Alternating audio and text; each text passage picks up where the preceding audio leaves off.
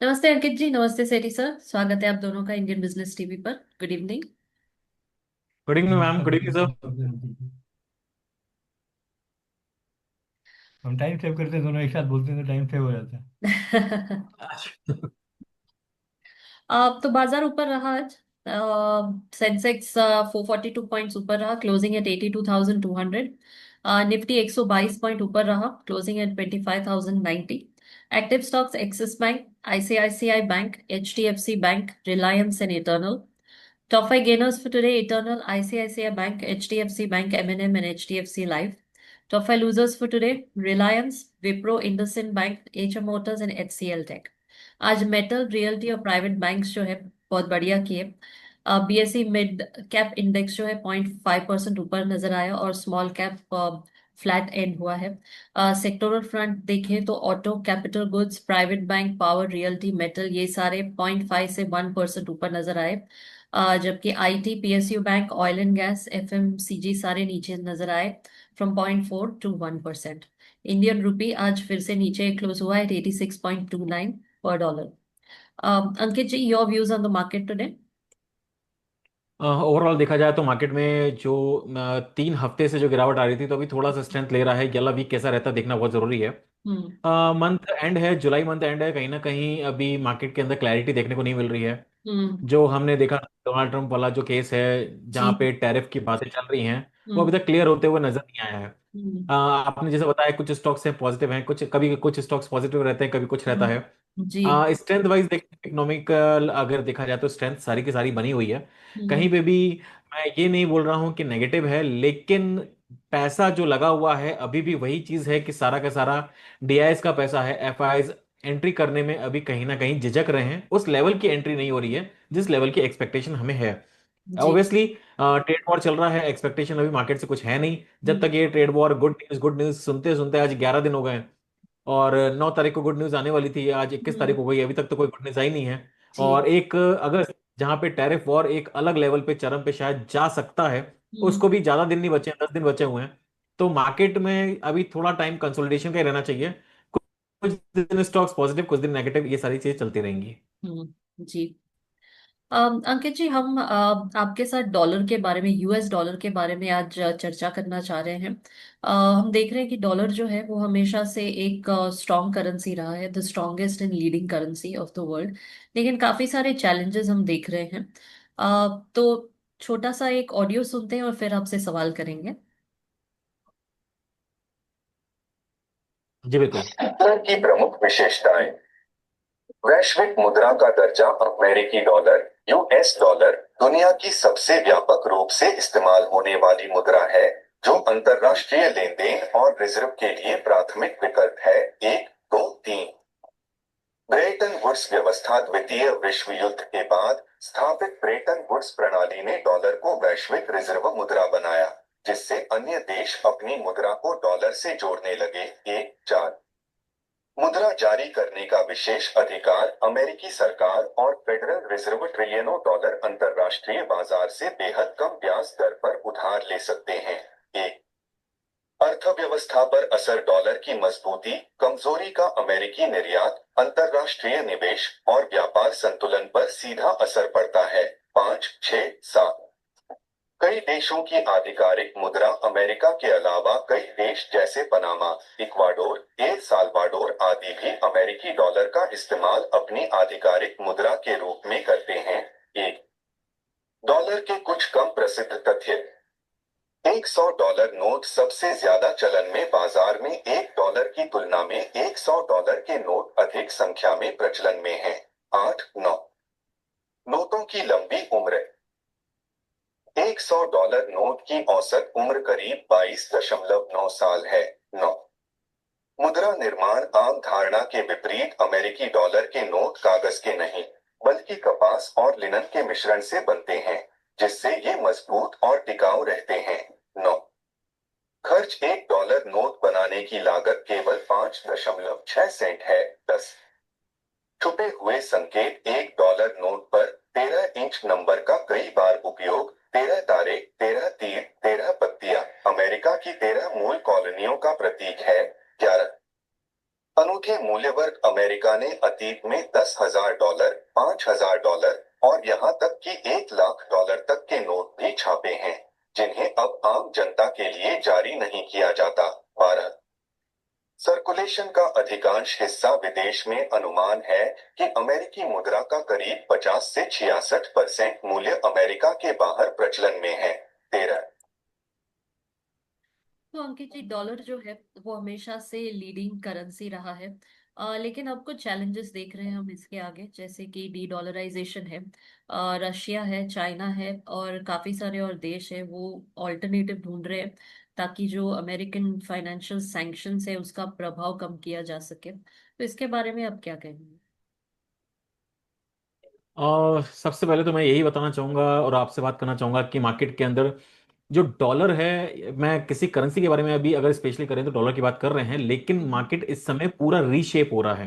हम्म। Reshaping, रीडेवलपिंग, कहीं ना कहीं एआई जैसे फैक्टर्स आ रहे हैं मार्केट में। अगर मैं बात करूं आईटी इंडस्ट्री जो हमारे यहाँ पे है, मेजरली जो कंसर्न सारे चलते हैं वहाँ पे कंसल्टिंग चलता है। इंडिया में जितना भी यूएस का जो आईटी का काम होता है, मेजरली यहाँ पे कंसल्टिंग होती है।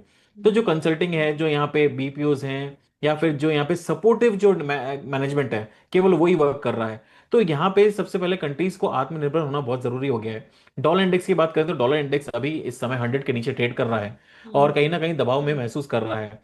2009 में हमने इसको 70 के आसपास इसको देखा था। हम्म। 2009 से 2011 के बीच में इसको 70 के आसपास देखा था, जहां पे गोल्ड ऑल टाइम हाई के आसपास चल रहा था। हम्म। उसके बाद में वापस से इसने जो रैली पकड़ी थी, वापस से हमने 110 तक के लेवल देखे थे। तो हम्म। ये एक सिनेरियो है जहां पे वापस से कहीं ना कहीं ये चीज वापस आ सकती है, गिरावट में हम्म। है। तो हम्म। अगर इसके अंदर गिरावट हमको अच्छी खासी देखने को मिलती है, तो वापस से हम अगले 5 से 8 साल में इसको वापस से 70 के लेवल तक हम इसको एक्सपेक्ट कर सकते हैं। हम्म। तो कंडीशन ये है कि क्लियर डॉलर कहीं ना कहीं इसके अंदर नेगेटिव जोन अभी दिख रहा है, कोई स्ट्रेंथ वाली नजर नहीं आ रही है। हम्म। जिस तरह से टैरिफ लगाए जा रहे हैं, टैरिफ लगाने की बात तो चल रही है मार्केट के अंदर, लेकिन टैरिफ का इम्पैक्ट सीधा सीधा अगर देखा जाए तो यूएस इकोनॉमी पे पड़ने वाला है। अभी हम्म। तक देखा जाए तो अमेरिका अकेला है जो पूरी वर्ल्ड वाइड जितने भी कंट्रीज हैं उनसे टैरिफ के बेसिस पे लड़ाई कर रहा है। हम्म। अगर ये चीज हो रही है, एक भी ऐसा कंट्री सपोर्टिव नहीं है जो किसी सपोर्टिव कंट्री के बारे में बात करे कि मैं सिर्फ किसी एक देश पे बात कर रहा हूं, वो हम्म। एक देश पे बात नहीं कर रहा है, वो ग्लोबली सारी कंट्रीज से उसको लग रहा है कि मेरे अलावा इस दुनिया में कोई है ही नहीं। तो ये हम्म। थोड़ा सा कहीं ना कहीं जो कंसेप्ट चल रहा है ये इसके अंदर खतरनाक साबित हो सकता है। हम्म। चाइना सेकंड नंबर का पावरफुल कंट्री है। ब्रिक्स के लिए वो धमकाने की कोशिश कर रहे हैं कि बाकी कंट्रीज अलग हो जाएं, लेकिन कहीं ना कहीं जिस तरह से ईस्ट में और एशियन कंट्रीज में चाइना जिस तरह से पावरफुल है, वहां पे मुझे नहीं लगता है कि ब्रिक्स से किसी कंट्री को अलग किया जा सकता है। और हम्म। ये सारी कंट्रीज मिलकर आने वाले टाइम पे डी डॉलराइजेशन की बात चल रही है कि डी हम्म। डॉलराइजेशन हो सकता है। हम्म। लेकिन मुझे लगता है कि आने वाले साल 2 साल, जहां पे जैसे ही चाइना इकोनॉमी रिवाइव करना स्टार्ट करेगी, ग्रोथ करना स्टार्ट करेगी, सबसे ज्यादा अगर डिपेंडेंसी आज की तारीख में ग्लोबल मार्केट में है तो वो हम्म। चाइना के ऊपर है। जी। चाइना 14-15% कहीं ना कहीं जो यूएस को एक्सपोर्ट करता है। इंडिया के साथ में देखिए टायर सारी चीजें हैं, लेकिन बहुत लेस परसेंटेज है। तो हम्म। अगर चाइना ने अदर कंट्रीज की तरफ मुख रुख कर दिया, तो हम्म। डेफिनेटली जो बाकी एशियन कंट्रीज हैं वो भी दूसरी कंट्रीज की तरफ रुख कर देंगी। तो हम्म। अमेरिका अगर कोई बोलता है कि मैं पावरफुल हूं और मेरे बिना इस दुनिया में नहीं चला जा सकता और डॉलर को आप बिल्कुल नेगेटिव में नहीं कर सकते, ये हम्म। सारी चीजें अलग है। गोल्ड कहीं ना कहीं देखा जाए तो बाइंग चल रही है। एक मैं न्यूज पढ़ रहा था, शायद गोल्ड चाइना के पास में $2,300 टन के आसपास बताया जा रहा है, हम्म। लेकिन अनऑफिशियल निकलेगा तो शायद 5,000 टन भी वो आगे आने वाले हम्म। टाइम में वो हम्म। उसको शो कर सकता है कि मेरे पास में 5,000 टन गोल्ड है। तो हम्म। वो कहीं ना कहीं अपनी तैयारी कर रहा है बैकएंड पे। आप देखिए पूरे वर्ल्ड मार्केट में सिर्फ डोनाल्ड ट्रंप ही हैं जो हम्म। हर थोड़े दिन में एक स्टेटमेंट देते हैं कि बहुत बढ़िया चल रहा है, फिर कोई स्टेटमेंट 20% का टैरिफ कर दे देंगे, 30% दे देंगे, हम्म। कभी वो कॉपर पे 50% टैरिफ लगाने की बात कर देंगे। तो हम्म। ये सारी चीजें कहीं ना कहीं यूएस इकोनॉमी को ही प्रेशर में क्रिएट करेगी। हम्म। इंटरेस्ट रेट की बात करें तो इंटरेस्ट रेट अभी तक घटा नहीं है। फेड ने पॉवेल के साथ में उनके जो तीखे संबंध चल रहे हैं वो अभी तक हम्म। किसी से छुपे नहीं है कंटिन्यूसली। बीच में न्यूज आती है कभी फायर कर देंगे। देखिए जो फेड के चेयर हैं उनको फायर करना आसान नहीं है। हम्म। इट इज नॉट पॉसिबल कि मतलब उनको यस। फायर कर दिया हम्म। जाए। रूल्स एंड रेगुलेशंस बहुत सारी चीजें होती हैं, लेकिन हाँ कहीं ना कहीं जो टकराव है, फेड पे प्रेशर है कि इंटरेस्ट रेट कम करना है। लेकिन हम्म। फेड जिस तरह से 2.7% का इंटरेस्ट बना हुआ है, सॉरी इन्फ्लेशन बना हुआ है, उसके कारण मुझे नहीं लगता कि वो अभी इस जुलाई के महीने में तो रेट कट करेंगे, लेकिन आगे आने वाले टाइम में क्या बोलते हैं उसके ऊपर हम्म। बहुत सारी चीजें निर्भर करेंगी। हम्म। अभी तक यूएस इकोनॉमी में डेटा ड्रिवन की अगर मैं बात करूं, डेटा के पॉइंट ऑफ व्यू से बात करूं, तो हम्म। मुझे नहीं लग रहा मंदी है। लेकिन जितना ये इसको स्ट्रेच करते जाएंगे उसमें कहीं ना कहीं मुझे आने वाले 6 महीने के अंदर जॉब्स के अंदर कहीं ना कहीं प्रॉब्लम से देखने को मिल सकती हैं। जी। आप कोई क्योंकि ऑप्शनल करेंसी देख पा रहे हैं, यानी ग्रोथ इन ऑप्शनल करेंसीज, जैसे कि चाइनीज करेंसी है या यूरो है? देखिए, डॉलर के कंपैरिजन में अगर बात करें तो अभी थोड़ा सा मुझे लग रहा है कि कोई भी अभी ऐसी जो डेवलपिंग नेशंस हैं उसमें अभी कोई भी करेंसी स्ट्रांग नजर नहीं आ रही है। हम्म। देखिए, इंडिया की अगर बात करें तो इंडिया में बहुत सारी चीजें रीशेप हुई हैं। हम्म। हमारा जो टैक्स कलेक्शन है, जीएसटी कलेक्शन, वो लगातार बढ़ रहा है। हम्म। लेकिन उसके लगातार बढ़ने के रीजंस अलग हैं। मतलब अगर मैं बोलूँ ग्रोथ प्रोस्पेक्ट से, तो ग्रोथ प्रोस्पेक्ट वाली चीज नहीं है, बहुत सारी चीजें ऑर्गेनाइज हुई हैं। तो जी। जब चीजें ऑर्गेनाइज होती हैं तो पहले जो बिस्किट मिल रहा था वो शायद रिटेल शॉप से मिल रहा था, अब वो ब्लैंकेट और इससे बिक रहा है। तो हम्म। वो टैक्सेशन का पार्ट में कहीं ना कहीं वो आ रहा है, तो वो आपको लग रहा है कि यहाँ पे ग्रोथ स्टोरी है। तो ग्रोथ स्टोरी कोई भी नहीं दिख रही है। जो चेंज है, अगर मैं बोलूँ, कई कंट्री लोग होते हैं बोलते हैं कि यार हम चाइना को बीट कर देंगे। हम्म। बहुत मतलब रेयर वाली चीज है, क्योंकि हम्म। हम जिस स्पीड से भाग रहे हैं और वो जिस स्पीड से भाग रहे हैं, हम उनकी अगर 3 टाइम्स या 4 टाइम्स स्पीड से भी भागेंगे तो भी एटलीस्ट 40 ईयर्स लगेंगे। तो जी। मुझे लगता है कि आने वाले टाइम में जो सेकंड जो स्ट्रॉन्ग करेंट मार्केट है वो हम्म। अभी चाइना ही है। हम्म। जहां पे ग्लोबल, क्योंकि आप ब्रिटेन की तरफ चले जाएं या फिर आप यूरोपियन कंट्रीज की तरफ चले जाएं, तो आपको देखने को मिलेगा बहुत छोटी छोटी कंट्रीज में टुकड़े हो चुके हैं। हम्म। तो वहां पे कोई स्ट्रेंथ आपको देखने को नहीं मिलेगी। स्ट्रेंथ अगर कहीं पे देखने को मिलेगी तो वो एक या तो मिडिल ईस्ट में है या फिर आपको एक्चुअली चाइना मिलेगा। तो जी। चाइना आज की तारीख सेकंड लार्जेस्ट पावरफुल कंट्री है। तो हम्म। अगर वो डी डॉलराइजेशन और थोड़ा सा अगर प्रेशर क्रिएट करने की कोशिश करते हैं तो डेफिनेटली चाइनीज इकोनॉमी काफी अच्छे से फ्रूटफुल साबित होगी। और आने वाला जो डिकेड्स हैं, जो हम्म। आने वाले 2 से 3 डिकेड्स हैं, वो चाइनीज का ही रहने वाला है। तो मुझे लगता है कि जो फेवर, मतलब ऐसा कोई बायस नहीं है कि मैं चाइना का कोई फेवर कर रहा हूँ, हम्म। फेवरिज्म नहीं है। जी। जो डेटा हो रहे हैं, जो फंडामेंटल्स क्रिएट हो रहे हैं, उसी के बारे में हम बात कर रहे हैं कि चाइना आने वाले टाइम में डोमिनेट कर सकता है। जी। Sir, your questions? जी मैं जानना चाहता था, इसी रेफरेंस में दो तीन सवाल है मेरे। एक तो ये है कि यूजर पावरफुल है कि प्रोड्यूसर पावरफुल है, इसका फैसला अभी करने के लिए, क्योंकि अमेरिका मानता है कि यूजर पावरफुल है। हम्म। सर, यूजर पावरफुल है, बिल्कुल बात सही है। अगर यूजर पावरफुल होता तो इंडिया की तो 150 करोड़ की जनसंख्या है। हम्म। और अगर बात करें यूजर की पॉपुलेशन की बात करें तो 30%, जो 30 से 35 करोड़ की पॉपुलेशन केवल यूएस की है। यूजर पावरफुल वाली बात नहीं है, यहाँ पे बात आती है कि परचेजिंग पावर कितनी किसकी स्ट्रांग है। प्रोड्यूसर और यूजर की तो बात ही नहीं है, परचेजिंग पावर कितनी स्ट्रांग है और किसको कौन सी चीज चाहिए। अगर यूजर की बात करें तो 150 करोड़ यहाँ पे है। अगर मिडिल ईस्ट की देखें तो कोई जनसंख्या कम नहीं है। अगर मैं यूरोपियन कंट्रीज की देखूं तो भी जनसंख्या कम नहीं है। अगर मैं बात करूं चाइना की, तो चाइना खुद में अपने आप में इतनी जनसंख्या लेके बैठा हुआ है। तो यूजर सबके पास अपने अपने हैं, प्रोडक्शन है तो यूजर भी है मार्केट के अंदर। सिर्फ एक अकेली कंट्री कि मैं यूएस के अंदर ही केवल यूजर है ऐसा कहना गलत होगा। परचेजिंग पावर डेफिनेटली यूएस की सबसे ज्यादा है। अगर मैं बात करूं आज की तारीख में जो परचेजिंग पावर है, जो अर्निंग कैपेसिटी है, वो यूएस की ज्यादा है। लेकिन अगर मैं बात करूं तो डेट भी वहीं का सबसे ज्यादा है। अगर सेविंग्स की बात करें तो चाइनीज इकोनॉमी में, इंडियन इकोनॉमी में, एशियन कंट्रीज के अंदर स्पेशली बात करूं तो यहाँ पे सेविंग ओरिएंटेड लोग हैं। अगर मैं बात करूं वहाँ की यूरोपियन कंट्रीज की बात करूं, या फिर यूरोपियन कंट्रीज में तो फिर भी ठीक है, लेकिन अगर मैं अमेरिकन की बात करता हूं, अमेरिका हो गया, नॉर्थ अमेरिका हो गया, ये सारी कंट्रीज जो भी हैं, वहां पे सेविंग्स नाम की जो चीज है वो तो है ही नहीं। तो यूजर पावरफुल होगा कहां से? केवल आप डेट के भरोसे अगर आप बोलेंगे कि यूजर पावरफुल है, तो ऐसा नहीं है। प्रोड्यूसर भी जरूरी है, यूजर भी जरूरी है, यूजर कंटेंट जरूरी है। लेकिन धीरे धीरे जैसे ही एक मान, अब चाइना जो है हर तरह के प्रोडक्ट बनाता है। हमारे यहाँ पे इंडिया में एक कहावत है कि चीन का माल चले तो चांद तक वरना खाक तक। मतलब रात तक भी नहीं चलेगा और कभी भी खराब हो सकता है। हमारे यहाँ पे जो प्रोडक्ट आ रहा है वो लो क्वालिटी का आ रहा है चाइना से, क्योंकि हमारे यहाँ के जो डीलर्स हैं वो लो क्वालिटी का प्रोडक्ट मंगा रहे हैं, क्योंकि परचेजिंग पावर इतनी नहीं है। हमारे यहाँ पे 5 रुपए का अगर थोड़ा सस्ता मिलेगा ना, तो हमारे यहाँ पे जो कंज्यूमर है वो दूसरी तरफ शिफ्ट हो जाता है, सिर्फ सस्ता और अमेरिका देखने। भी ऐसा कर रहा है सर, जी। अमेरिका भी ऐसे कर रहा है। क्योंकि खुद ट्रम्प ने बोला कि हमारे बच्चे के पास 20 खिलौने नहीं होंगे, 2 खिलौने होंगे। इसका मतलब वो भी सस्ते हैं इसलिए खरीद रहे हैं ना। चाइना, देखिए अमेरिका और इंडिया में कोई फर्क नहीं है। यहाँ चीज़ देखिए सस्ती मिलती है, लोग जाते हैं। सर देखिए क्या है कि इंडिया और ये मैं अमेरिका की बात करूं तो वहां पे डिफरेंस बस इतना ही है कि वहां पे जो गवर्नमेंट है वो लोअर क्वालिटी क्वालिटी के प्रोडक्ट्स मंगाती ही नहीं है, मतलब वहां पे थोड़ा सा स्ट्रिक्टनेस रहती है लो क्वालिटी के। और इंडिया हो गया, साउथ अफ्रीका हो गया, इन कंट्रीज के अंदर लोअर क्वालिटी के प्रोडक्ट्स चलते हैं, क्योंकि देखिए जो परचेजिंग पावर होगी उसी हिसाब से माल बिकेगा। आज वहां की परचेजिंग पावर देखा जाए तो इंडिया से कहीं ज्यादा है।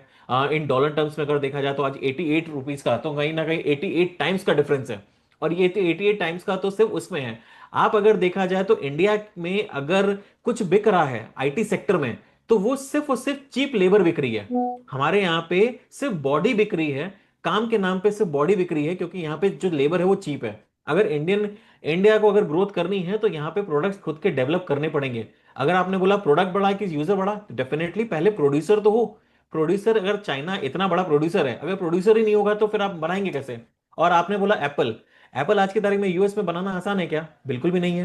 वहां पे पहले लैंड कॉस्ट चाहिए, लैंड के साथ में वहां पे लेबर महंगी है। आप क्या बोल रहे हैं, लेबर भी नहीं आना चाहिए?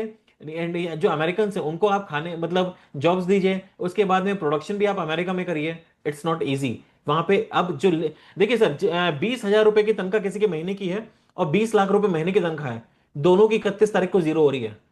तो जिनके खर्चे बंधे हुए हैं $5,000 10,000 के महीने के, उनके वही रहेंगे, और इंडिया में जिसके 20,000 रुपए महीने के खर्चे बंधे हुए हैं वो वही रहेंगे।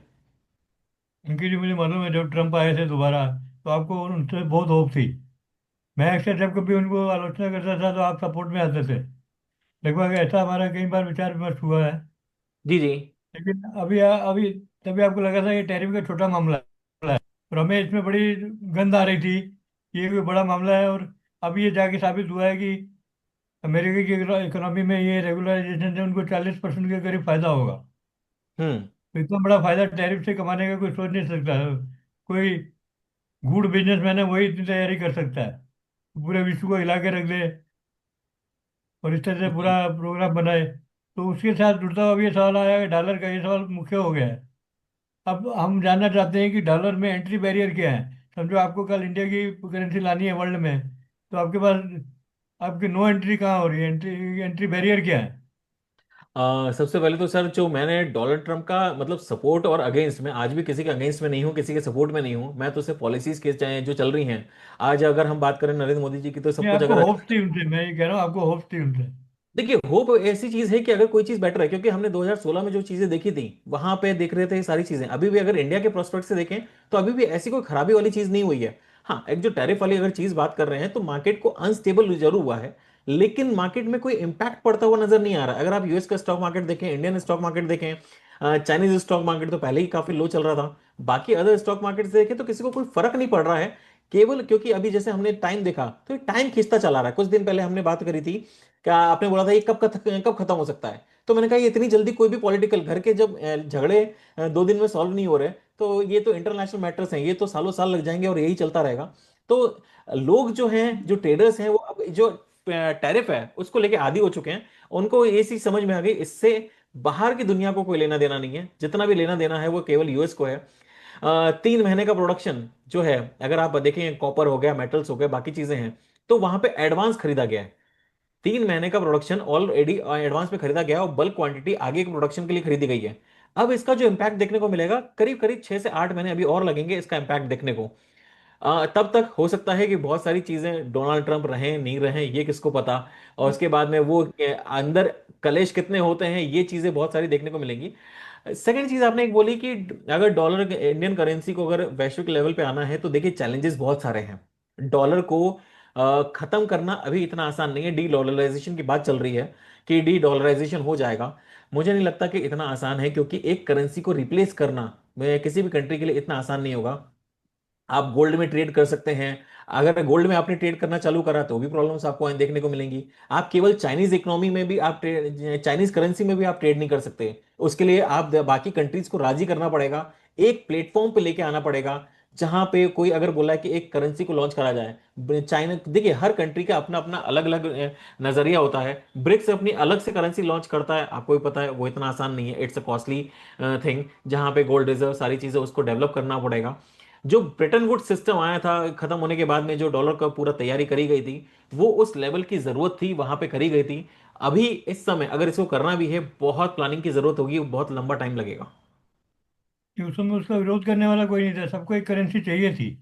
देश जी। छोटे छोटे थे, उनकी सबकी अपनी जरूरतें थी, और सबको डॉलर में आने का फायदा हुआ। लेकिन अभी सबको डॉलर डॉलर में में आने में उनको नुकसान हो रहा है, देखिए क्योंकि उस डॉलर के समय, नाम पे टैरिफ लग रहे हैं। देखिए वो टैरिफ लग रहे हैं अभी वाली कंडीशन है, लेकिन वहां की पॉपुलेशन भी वो भी खुश नहीं है। इनको बहुत अच्छे रेवेन्यूज इनका अगर देखा जाए तो कहीं ना कहीं अपनी जो प्रोडक्ट्स हैं उससे मिलते ही थे। 40% का रेवेन्यू इनको बढ़ाया है शायद। देखिए क्या है कि जैसे इंडिया में हुआ, जीएसटी लगा दिया, जीएसटी करने के बाद ऑर्गेनाइज कर दिया, अनऑर्गेनाइज सेक्टर को ऑर्गेनाइज करा, तो उसको आपको लग रहा है कि यहाँ पे हमारा जीएसटी कलेक्शन बहुत अच्छा होने लग गया है। कहीं ना कहीं बस इतनी बात हुई है कि चोरी रुकी है और ऑर्गेनाइज्ड हो गया है। उसके कारण ग्रोथ प्रोस्पेक्ट से अगर बात करें तो वो चीज आपको देखने को नहीं मिल रही है। ये जितने भी एफ हैं, जितने भी नहीं आ रहे इंडिया में एफ, अगर इतनी बढ़िया ग्रोथ स्टोरी है तो मार्केट में बाकी कंट्रीज आने के लिए क्यों डर रहे हैं, क्यों इन्वेस्टमेंट करने के लिए? अगर अच्छी चीज है तो वो डरेंगे नहीं ना। अगर वो डर रहे हैं तो उनको भी पता है कि फंडामेंटल और इकोनॉमिक्स क्या है। वही बात करें यूएस की, तो यूएस में अभी तो स्टार्ट हुआ है। इन्होंने जो टैरिफ वाला खेल करा है वो तो स्टार्ट हुआ है, अभी मुश्किल से 6 महीने निकले हैं। इतनी जल्दी कुछ भी खत्म नहीं होने वाला है। और सारी चीजें अब मतलब क्या बोलते हैं उसको, नॉर्मलाइज होने में, न्यू नॉर्मल होने में थोड़ा सा टाइम लगेगा।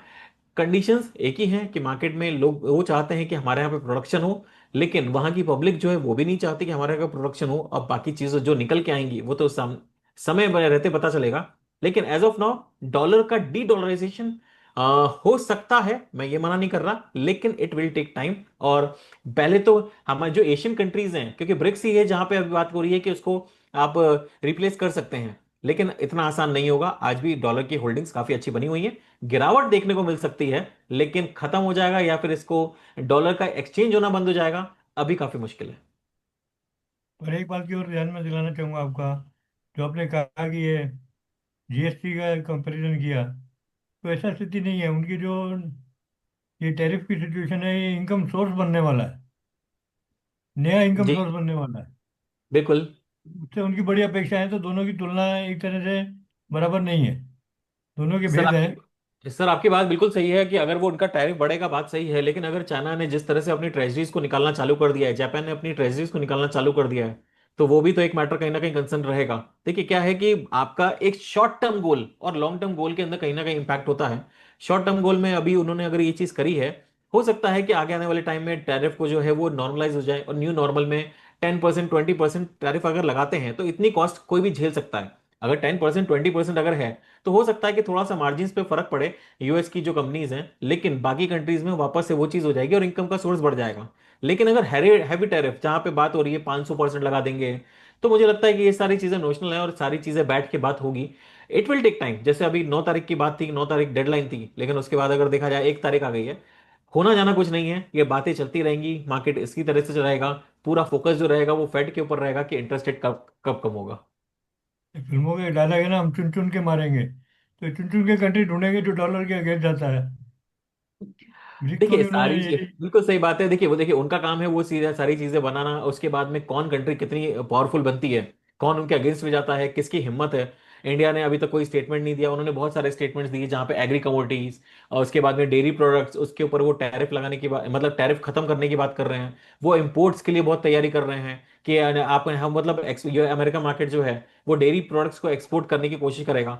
अमेरिका की अगर बात करें तो अमेरिका एक ऐसी कंट्री है जहां पे डेयरी प्रोडक्ट्स कम यूज होते हैं, पॉपुलेशन और वहां पे देखा जाए तो जो डेयरी प्रोडक्ट्स के प्राइसेस कम हुए हैं पिछले 10 सालों में।